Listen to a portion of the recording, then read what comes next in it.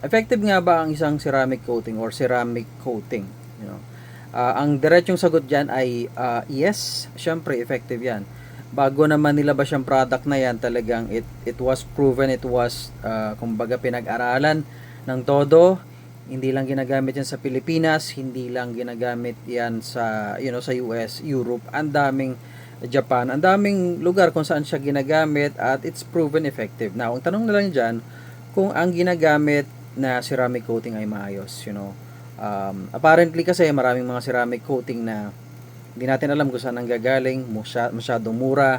As why sinasabi ko lagi, pagka masyadong mura isang bagay, hindi natin masasabi na effective yan. Kasi nga, syempre, mura, hindi natin alam kung anong pinaglalagay nila dyan para magawa nila na mura yan. Medyo questionable na yon. So, kaya doon sa mga nagtatanong na magkano, tapos may nagsasabi na mga naniningil lang ng 1,000, Diyos ko naman.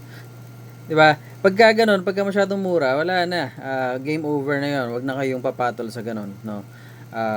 Hindi siya madaling trabaho unang-una, tapos gagamit ka ng ganung klase ng chemical na definitely 'yon. Kaya naintindihan ko naman yung mga ibang nagko-comment diyan siguro based sa kanilang experience na hindi magandang experience na after pa-ceramic coating tas maya-maya wala nang epekto. In fact, kanina na pag-usapan lang namin ni Mang Arturo, ni Boss Arthur sa Vogue na yung kanyang isang sasakyan na pina-ceramic coating lang 3 years ago pero wala na, versus yung isa na 10 year ago na pa-ceramic coating niya maayos pa rin. So, it really boils down to doon sa ginagamit na ceramic coating, okay? And syempre, another factor would be yung paggamit.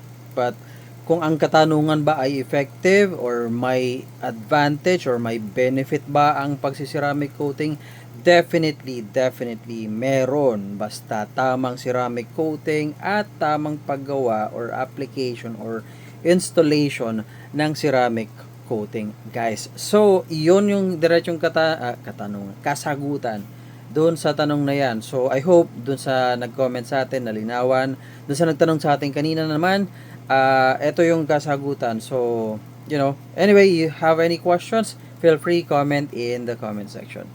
Okay, bye.